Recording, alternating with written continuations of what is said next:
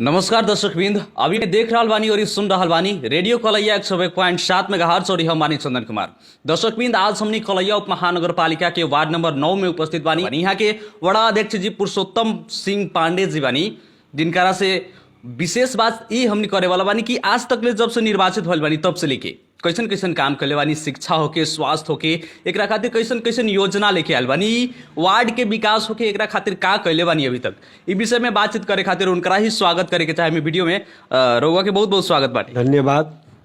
एकरा अपने लोगन के रेडियो कलैया के माध्यम से हम जौन इंटरव्यू देतानी ई अपने लोगन जनता समक्ष राखतानी, एकरा ला अपने लोगन के बहुत बहुत हम पुरुषोत्तम पांडे के तरफ से भी एगो वार्ड नंबर 9 के वार्ड अध्यक्ष के तरफ से भी अपने लोगन के विशेष धन्यवाद ज्ञापन करतानी। अध्यक्ष जी जब से अपने निर्वाचित भइल बानी तब से जनता के खातिर काथी कथी कैले बानी विकास? जनता के विकास के खातिर विकास के संबंध में यदि अपने बात करल जाता तो आज के डेट में बीतल दिन में ज़्यादा बजट रहे वार्ड के, आज के दिन में सोचे 30 लाख कटौती होके बजट हमनी के मिलल बा। तेहू पर भी ई बजट से धाने वाला योजना अंतर्गत हम जैसे विद्यालय बा, जौन स्वास्थ्य बा, अब औरों सब जहाँ जहाँ बिगड़ल योजना सब बना स ओकरा तरफ बजट छुटिया के हम काम करत रहल बानी। कैसन कैसन योजना बाटे शिक्षा के लिए? शिक्षा के लेल अभी देखिए, अब जैसे कि जे अंग्रेजी माध्यम से तो नगर पालिका खुद कैलक ह, ओकरा बाद में अब शिक्षा में चाहे वाला सामग्री माने अब घटल कौन कौन बा। अब जौन भी हमरा से डिमांड होके विद्यालय से आवता, चाहे जौन विद्यालय में अपने के जैसन काम जैसे कंपाउंड बा, चाहे अपने के वाले बा, चाहे अपने के माटो पूरल जरूरी बा, एकदम गढ़ा गुड़ी बा, ई सब कार्य ला जौन पहले प्राथमिकता में विद्यालय हमरा से मांग करी उमे हम अपन जौन बजट छुटियले बानी तो देतानी। अध्यक्ष जी अभी कितना ई वार्ड में कितना विद्यालय बाटे? विद्यालय यहाँ अपने के एक दू गो तो अपने के आधारभूत बा, एगो अभी मदरसा बा, 3 गो माने अपने के जो शिक्षा कार्यालय द्वारा स्वीकृत जौन विद्यालय होला उ बा, एंगे एगो बोर्डिंग भी बा। तो उस सब में अब जैसे शौचालय के भी अथी बा, विद्यार्थी सबके जीवन से डायरेक्ट जुड़ल चीज बा, ई सब ला भी हम योजना में रखले बानी, उ लोग के भी देवे के हम तैयारी में बानी। जैसे कि वार्ड में बताइए कि 2 गो विद्यालय बाटे सरकारी, हाँ। उस सब में कितना शिक्षक बाटे, जितना शिक्षक चाहिए उतना बाटे कि ना? नहीं है, उतना शिक्षक नहीं है। जैसे अभी अपने के एगो आधारभूत 5 क्लास तक ले चलत लक, शिक्षक ना पुगला से विद्यार्थी होते हुए भी अपने के फिर 4 क्लास तक ले कर देलक लोग। ओतहा भी शिक्षक अपने के जैसे बाल विकास वाला होला, उ एक आदमी या एक आदमी हेड सर जमा 2 आदमी देखत हलन, बच्चा 100 गो से ऊपर बा, ओतहा भी नहीं है। दोसर विद्यालय बा अपने के बच्चा लगभग 900 950 बा, ओमे अपने के अभी जैसे स्वीकृत दरबंदी में प्राइवेट तरफ जे रिटायर टीचर लोग भेल बा, उ लोग के दरबंदी खालिए बा, पूरा नहीं के भेल। आ मावी स्तर के तो खैर अभी लोग दिल ही नहीं के, जमा एगो हेड सर बाड़न माने तेजीलाल सर जी, उहे बाड़न, बाकी तो मावी स्तर में एको गो दोसर दरबंदी भी नहीं के। अभी अपने के कथी कहल जाला नीमा भी तक लेके 2 गो टीचर लोग रिटायर भेल हो, तहूँ दरबंदी ये नहीं के आयल, आ ना लोग देता दरबंदी बहुत ज़्यादा खाली बा।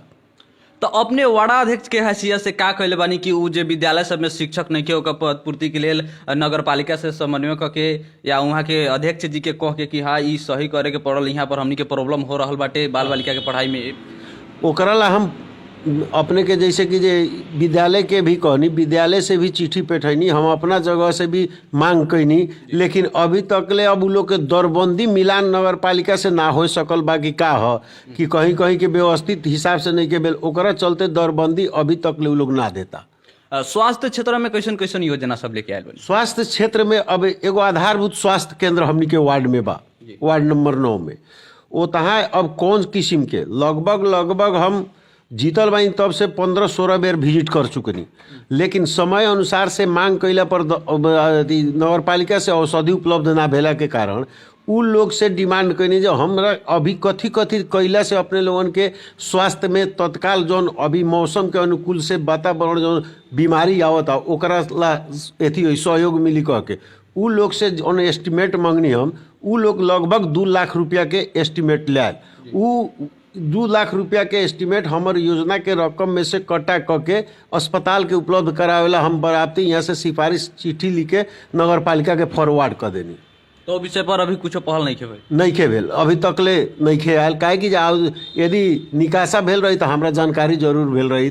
तो ई वार्ड के जनता के स्वास्थ्य संबंधी तो समस्या भइल नु, तो वार्ड अध्यक्ष जी तो जिम्मेवारी में ना देखनी, जितना जिम्मेवारी पूर्ण रहे के चाहिए जाके नगर पालिका में जो नगर प्रमुख जी बानी विनोद जी उनकरा से जाके पहल करावे के चाहिए, विशेष दबाव देवे के चाहिए अपने नु। न तो ओमे का भेल नु, उ लोग जौन टेंडर भेल रहे नगर पालिका से औषधि ला, उ औषधि अपने के जौन आवे के चाहिए हमनी के माने भदौ में असोज तक लेटेस्ट आ जाए के चाहिए। उ लेट से अइला से जौन स्वास्थ्य देखे वाला फांट में हम जाके बहुत ज़्यादा टाइट होके अपने के अथी करके फोन के माध्यम से भी बार बार घचघचा के हम औषधि उतहाँ से उपलब्ध कैनी, कुछ ना कैनी से बात नहीं के ओकरा के ला के व्यवस्थित कैनी। अभी जौन हमर वार्ड के छुटियावल बजट के रकम बनू उ यदि जौन स्वास्थ्य के उपलब्ध हो जाता तो लगभग 5 महीना ला हमर माने जौन स्वास्थ्य में माने साधारण जे भी बीमारी है ओकरा ला औषधि पर्याप्त मात्रा में पुग जाई कह के हम विश्वास ले बनी। जो वार्ड में सबसे ज्यादा समस्या होकेला कि स्वास्थ्य चौकी में गेला पर कभी डॉक्टरे न भेटाला तो कभी दवाई न होकेला, तो दवाई के तो अपने समस्या सुना देनी कि ऊपर से ही प्रॉब्लम बाटे,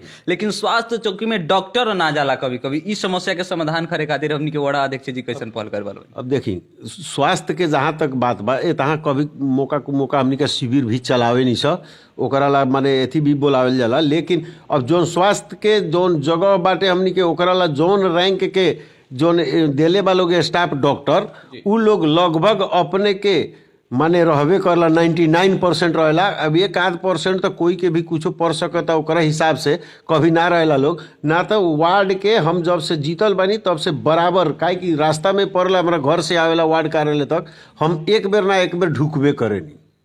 और ई विशेष करके हमनी के रोजगार सृजना करे के कार्यक्रम सब होकेला, वैसन कोनो कार्यक्रम बाटे कि नहीं? रोजगार सृजना करे के हम अपन ई साल के कार्यक्रम में अब नया जीतला से हम क्लियर बात रखतनी, नया जीतला से योजना किंग बाण फाट कैल जाला ई हमर दिमाग में ना रहे, ओकरा चलते हम शुरुआत ना रखे सकनी। लेकिन कुछ योजना लोग माने बाद में आयल कि जे ई दूसरों नगर सभा में हमनी का चेंज भी कर सकतनी, ओकरा ला हम पूर्ण रूप से तैयारी करतनी जे कौन किस्म के माने कार्यक्रम राखल जाए जे युवा सबके बेरोजगारी समस्या माने दूर होई कह के ओकरा तरफ हम सोच रखले बानी। लगभग ई नगर सभा के बाद में होकबो भी करी। अभी तक ले जब से निर्वाचित भइल बानी तब से जनता के जितना भी वार्ड के जनता बाटे वो सबसे मिल के कुछ सुझाव ले ली बानी कि ना कि हाँ कैसन विकास करे के चाही, कहाँ आवश्यकता बाटे करके वैसन किस्म के जैसे कि जे हम जीतनी नु ओकरा बाद में अपने के प्रत्येक टोल में वार्डा भेला कह के योजना छनौट कैले बनी। जे भी उतहाँ के लोग प्राथमिकता क्रम में सब जगह से योजना तो ज्यादा आयल, लेकिन जेकरा के प्राथमिकता क्रम में 1, 2, 3 कह के देले बा लोग उहे अनुसार से योजना छनौट कह के हम नगर पालिका में पेश कैले बनी। बिहान के दिन में अपने के वार्ड नंबर जो 9 बाटे ई सबसे अच्छा वार्ड बने, एकरा खातिर कैसन कैसन पहल करे वाला बनी? अब देखिए हमर सोच कथी बनू, ऐसे पहले के भी वार्ड अध्यक्ष जी कुछ विकास कैलन, बाकी रहल ओकर विकास क के वार्ड के योजना यदि हम क्लियर कर लेतानी आए वाला दिन तब 2 साल 3 साल में योजना यदि क्लियर हो जाता तो बाकी चीज तो वार्ड के जनता के विकास ला ही खर्च करे के बा। जब योजने ना रही तो दोसर काम तो ना रही, ये रही तो ओकरा ला युवा लोग के बेरोजगारी में हम कितना तक कर सकतानी अच्छा काम उद करे के बा। आ विकास के संबंध में चाहे वार्ड के कार्यक्रम के संबंध में हम कहीं भी पछाड़ी नहीं की। आ जितना भी काम आज तक ले कैले बनी पूरा जहाँ भी कैले बनी उ टोल के जनता के राख के जौन टोल में काम करता नहीं उहे टोल के उपभोक्ता समिति बना के सब चीज काम कर रहा बनी। ई वार्ड के कृषि जितना भी लोग करे उनका सब खातिर कैसन योजना लेके आयल बनी? अब कृषि के योजना तो अभी तक हमनी का कुछ नहीं के, कुछ हम पातगेनी कृषि शाखा में अपने के पता उता लगैनी, कुछ बोरिंग माने कुछ पंप सेट लोग के अनुदान में मिलेला कह के पता लागल, 2-4 आदमी के यहाँ से ले जाके हम एथी करैनी उमें अब सहभागी करैनी। अब रह गल कि जब यहाँ के किसान के एगो होला न सामूहिक खेती माने एक जगह राख के करे के उस सब कार्यक्रम में भी हम लागल बनी। सहकारी के माध्यम से हम 2 बेर 3 बेर कह देनी कि जे अपने लोगों ने एगो समूह के कृषक समूह गठन करी ओकरा से अपने अथी हुई ओसे अपने के नगर पालिका में जौन आवता सुविधा तो सब हम सुविधा अपने लोगन के दिवावेला कोशिश करतानी। ई सब बात रखले बानी। एगो संस्था गठन भेल ओमे नगर पालिका के हाकिम साहब भी अइलन, हमहू भी पुआ रही उ संस्था गठन के कार्यक्रम में हम सब बात रखनी, लोग लागल बा। यदि वैसन किस्म के सामूहिक रूप से किसान के जौन खेती करे के योजना आवता उस सब में एकदम हम भीतर से लागल बानी। सिंचाई ला भी अपने के जैसे पोल के विद्युतीय आजकल सस्ता पड़ता, डीजल ज़्यादा महंगा भेला से जोताई या चाहे अपने के सिंचाई में बहुत ज़्यादा दिक्कत होता, लोग के महंगा लागता। ओकरा ला भी हम सिंचाई के विद्युतीय पोल दौड़ावे के पूरा खेत सब में लागल बानी।